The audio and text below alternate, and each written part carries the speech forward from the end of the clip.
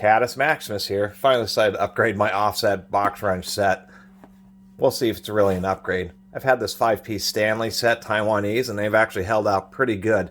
My biggest issue with offset box wrenches is many of them are the steep or the 30-degree angle style, and that angle style in many instances actually defeats the purpose of many times when I need an offset box wrench. What I need is a wrench that kind of fits in a place like this. I do review cheap tools. I can't really afford a set of snap-ons, although I'd love to. So I went on Amazon, and this may be the cheapest set of deep offset box wrenches available on Amazon. They were 28 bucks. They're these GearDrive brand, and we'll both experience this together. Basic box. These are chrome vanadium, but not all their tools are, so they do come in this roll-up pouch, but they were surprisingly cheap. Really cheap. It's a nylon roll-up pouch. It actually seems pretty decent for the pretty thick for the 28 bucks. And here they are. It's a 9-piece set. That was the other issue with my Stanleys, is that I only had a 5-piece set, so it meant that it skipped a bunch of sizes. And as you can see right off the bat here, we'll get out the 10 and the 12, or at least on this, is that these are 75-degree steep offset. So we get there we go. And we can see the difference. And that's really why I bought these, is just the fact that when I need an offset box wrench, I want them to be the steep style so that they can get past an actual obstruction. So many times I could have used offset box wrenches, but this style just doesn't work at all. Where's my ratchet? Let's actually grab the 10 millimeter here. And we can see that this is getting a lot closer to what would be a breaker bar in a socket, but it's just a little bit shorter.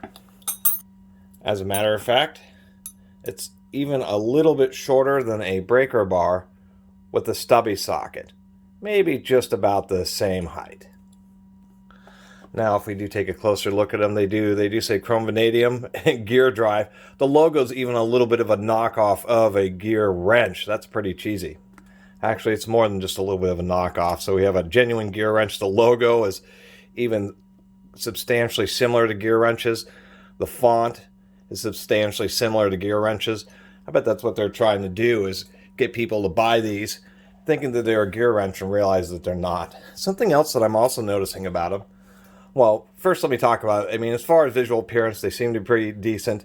They seem to be relatively straight. I looked at a bunch of them.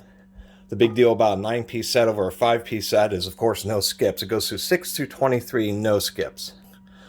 So it is a pretty decent set in that fashion. That would be considered a master set. But something I am noticing a little bit on these, I got a pretty flat piece of metal here, is that the buckles are actually slightly cantered. And I suppose that's intentional, just to give you a little bit of extra clearance. But in many situations, yeah, I guess it would kind of depend on preference. There'd be situations where this could help, but also situations where you really want to pull on it straight, and of course it's not sitting correctly on the fastener. I've always gotten used to them being very straight. If we take a look at these Stanleys, they're cantered a little bit, but generally speaking, these Stanleys are really straight across. So I guess that's not too bad, but it's just something to make note of, is that even though they're offset wrenches and they're traditionally are completely straight, these appear to have about a 5-degree canter on the buckles. They're all the same on that canter, so that's definitely intentional, but they don't mention that in the description. They just say 75 degree, referring to this angle here, but they don't mention anything about that secondary angle. Something to watch out for. I suppose we should take a look at their fitment.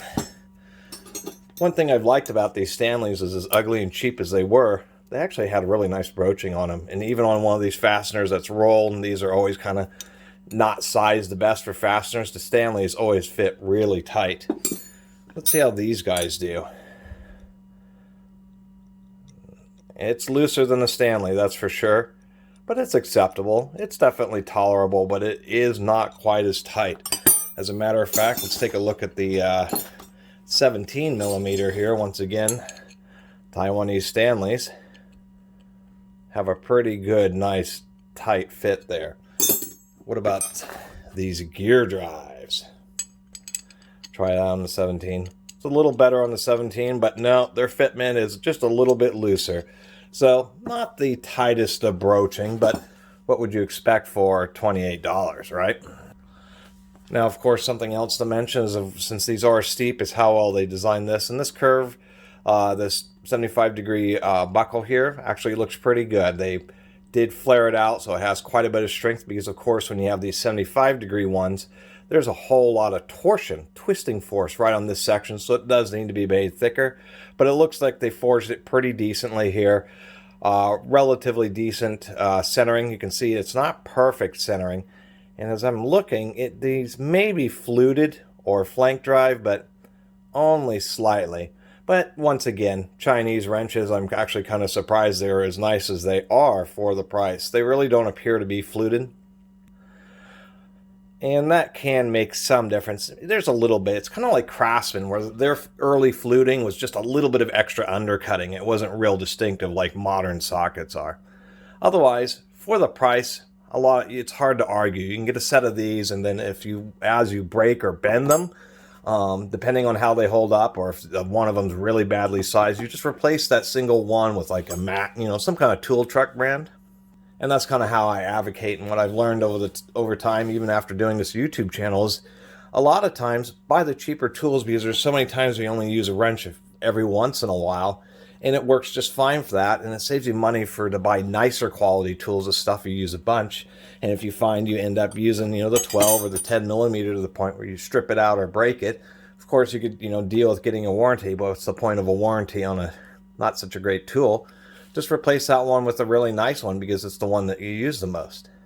And then you've got, a nice snap-on. A couple of them, they're nice snap-ons, and then the rest you saved a bunch of money on, so you can buy, a new snap-on ratchet or something like that. But overall, for 28 bucks, if you got these and they had a different brand on them, you could pass these off as a much more expensive brand. That's for sure. They are, you could easily see these being sold at, O'Reilly's or maybe Napa, and maybe under even a Carlisle brand. These could certainly pass for a Carlisle. They're actually pretty decent. If I get a bunch of them together here and we look at the buckles, here, let me stack them all up. Kind of hard to hold these. The steep offset ones are nice, because you can nest them in your toolbox in a very concentrated fashion. But if we take, they're getting out of control. Here we go. This is what I wanted to show. On cheap wrenches, this is where it really shows how seriously they are about making tools, is how even and consistent the grinding is on the box ends. And we can see it's actually surprisingly even and consistent.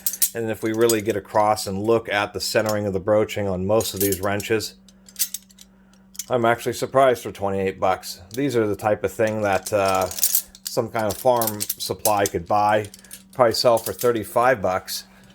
Actually, a retail store buying these for 28 would still end up charging like 40 or 50 bucks for them, I'm sure. But they pass off because they actually look surprisingly decent, especially in a halfway decent nylon, reasonably thick nylon roll mat.